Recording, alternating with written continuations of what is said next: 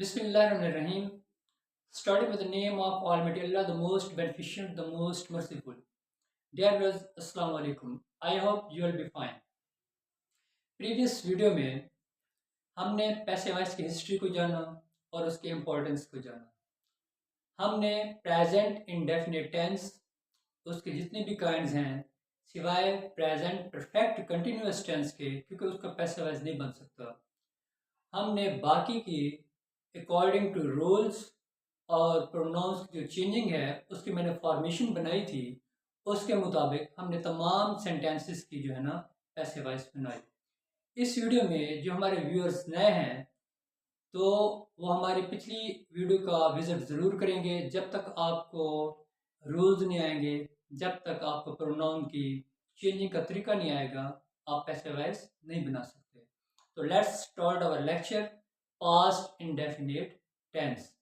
उसके हम पैसे वाइज बनाने की कोशिश करेंगे और जुमले से आपको समझाने की कोशिश करेंगे।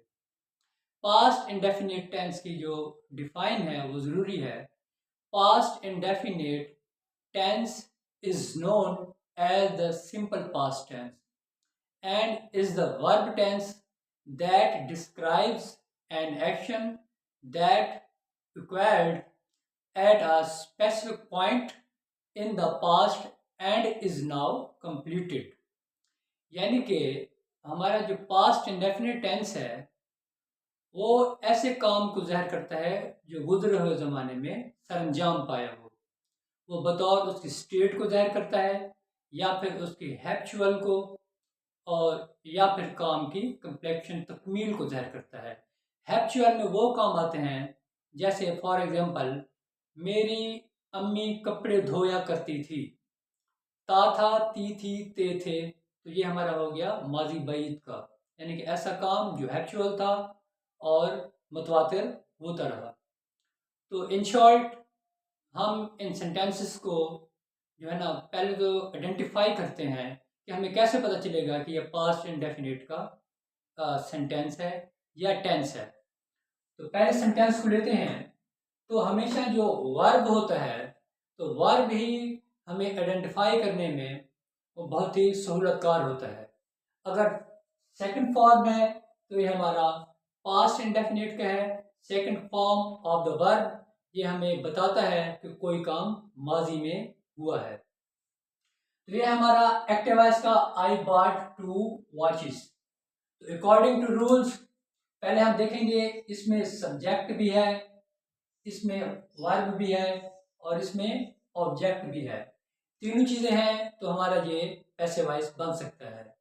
फिर हमारा जो पहला रूल है वो है ऑब्जेक्ट को हमने सब्जेक्ट बनाना है, यानी कि सब्जेक्ट की जगह पर ले आना है। यहां पर आएगा 2 वॉचेस। इसके बाद जो हमारा दूसरा रूल है वो है हेल्पिंग वर्ब। हेल्पिंग वर्ब क्यों लगाते हैं? क्योंकि हेल्पिंग वर्ब लगाने से हमारा जो सेंटेंस है वो हमें बताता है कि ये ज़माना कौन सा है। तो यहाँ पर हमारा पास्ट का है तो पास्ट में हेल्पिंग वर्ब या वाज यूज होता है या फिर वर का इस्तेमाल किया जाता है। अगर हमारा जो ऑब्जेक्ट है जिसको हमने सब्जेक्ट बनाया, अगर जो सिंगुलर है तो फिर वाज आएगा, अगर प्लूरल है तो फिर वर आएगा। 2 वॉचेस तो ये प्लूरल है, यहाँ पर क्या आएगा? वर। 2 वॉचेस वर। इसके बाद जो हमारा थर्ड रूल है वो है इनके third form of the verb, यानी कि बाट का बनेगा बाट।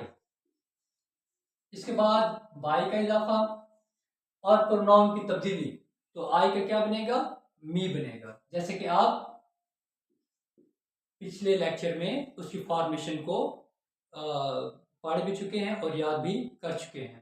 तो ये हमारा बन गया 2 वॉचेस वर बॉट बाई मी। तो ये हमारा पैसिव वॉइस बन गया। दूसरे सेंटेंस की तरफ आते हैं। शी पुनिश्ड हर। तो ये हमारा सब्जेक्ट है, ये हमारा वर्ब है और ये हमारा ऑब्जेक्ट है। अब ऑब्जेक्ट को हमने बनाना है सब्जेक्ट। अगर आप केसेस ऑफ प्रोनाउन आपके पढ़े हुए हैं तो फिर देखें ये हमारा ऑब्जेक्ट है और इस ऑब्जेक्ट का जो सब्जेक्ट बनेगा वो बनेगा शी। ये बनेगा शी। शी हमारा क्योंकि सिंगुलर है थर्ड पर्सन का, तो इसके साथ हेल्पिंग वर्ब आएगा वाज। She was. फिर थर्ड फॉर्म पुनिश्ड, बाई का इजाफा, और शी का जो चेंजिंग है वो बनेगा her. She was finished by her. इसके बाद है थर्ड, ही ड्रैंक मिल्क। ये ड्रैंक सेकंड फॉर्म है, यानी कि पास्ट का है। ये हमारा यानी कि ऑब्जेक्ट हो गया। ऑब्जेक्ट को हमने बनाना है subject. Milk helping verb was, और इसका थर्ड बनेगा फॉर्म ड्रंक, DRUNK।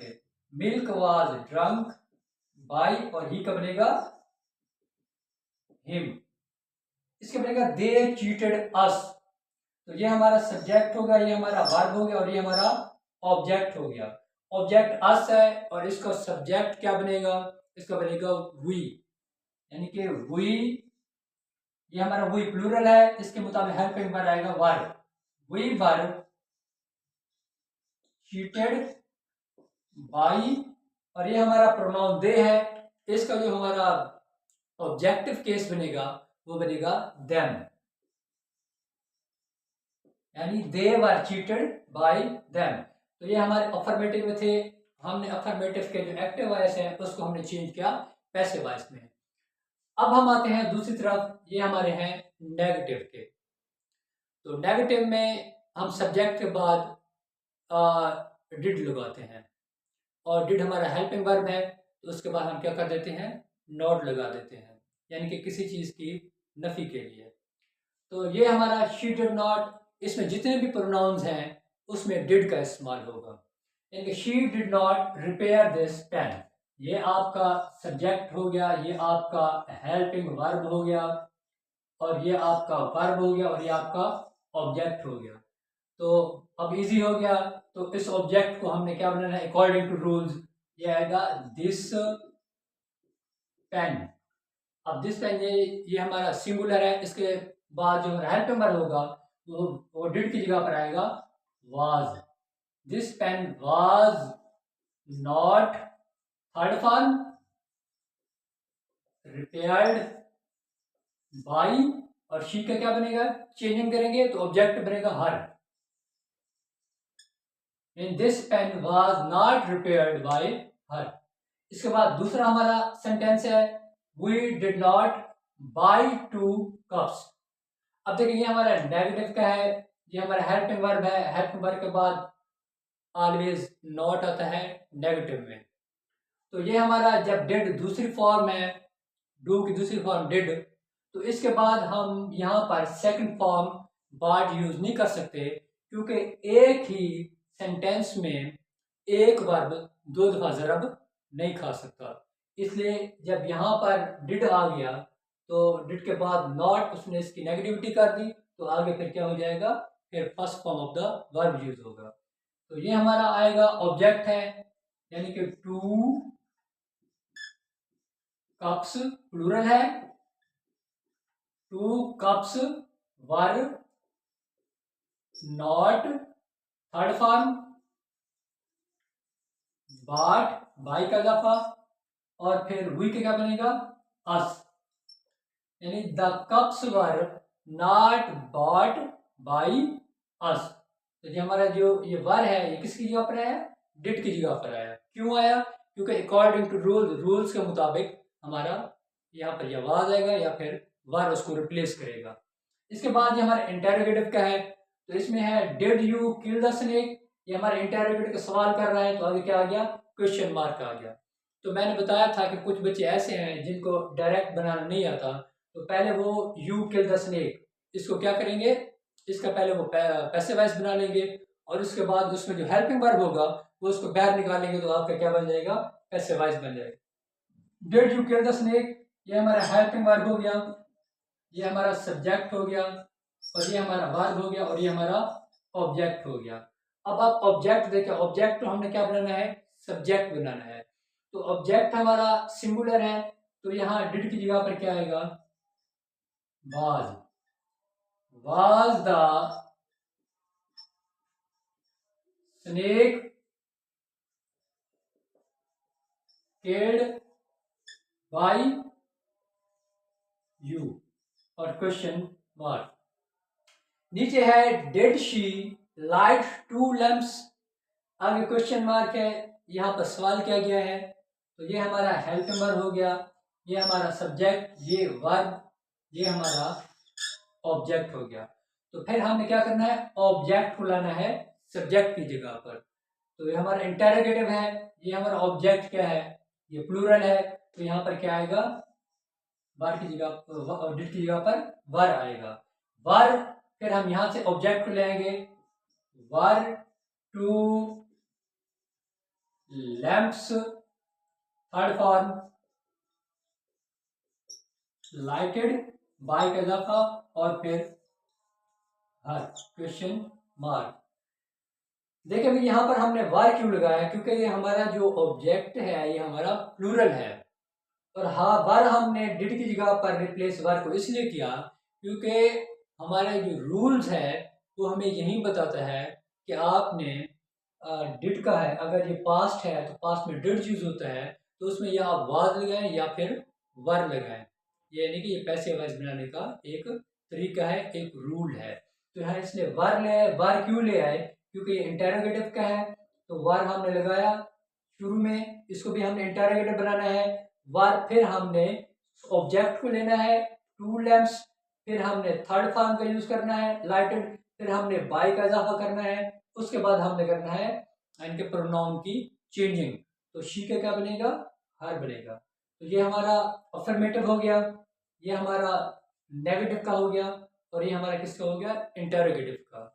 इसके बाद हमारा एक रहता है, वो रहता है डबल इंटेरोगेटिव, वो भी हम आपको समझा देते हैं।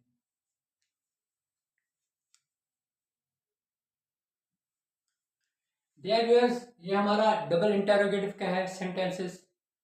ये देखें यहाँ पर वाई भी आया हुआ है और डेड भी आया हुआ है, यानी कि हमारा डबल इंटेरोगेटिव है। तो इसको हम बनाएंगे पैसिव वॉइस। तो ये हमारा जो पैसिव वॉइस बनेगा, इसमें ये वाई का वाई वैसे आएगा। अब बाकी जुमला वही है जो हम इंटेरोगेटिव में पढ़ चुके हैं। तो डिड यू टेक टी, ये हमारा हेल्पिंग वर्ब हो गया, ये हमारा सब्जेक्ट हो गया, ये हमारा वर्ब हो गया, और ये हमारा ऑब्जेक्ट हो गया। यानी कि ये helping verb, subject, verb, object. Why हमने पहले लगा दिया। अब हमने ऑब्जेक्ट के मुताबिक यहाँ पर वाज लगाना है या वर लगाना है। तो देखिए हमारा सिंगुलर है, तो यहाँ का वाई वाज। तो अब फिर हमें ऑब्जेक्ट लेना है, why was T, third form of the verb, why was T taken by you, यहाँ पर अलामत। इसके बाद हमारा दूसरा जो जुमला है वह है वाई डिड ही नॉट, यानी कि ये इंटेरोगेटिव भी है और साथ में नेगेटिव भी है। तो why did he not invite me to dinner. तो यहाँ पर डेयर बियर्स, इसकी जब हम पैसिव वॉइस बनाएंगे तो क्या करेंगे, यहाँ पर वाई वैसे के वैसे लगा देंगे। अब ये हमारा हेल्पिंग वर्ब है और ये हमारा सब्जेक्ट है, ये हमारा नॉट है, नेगेटिव बना दिया।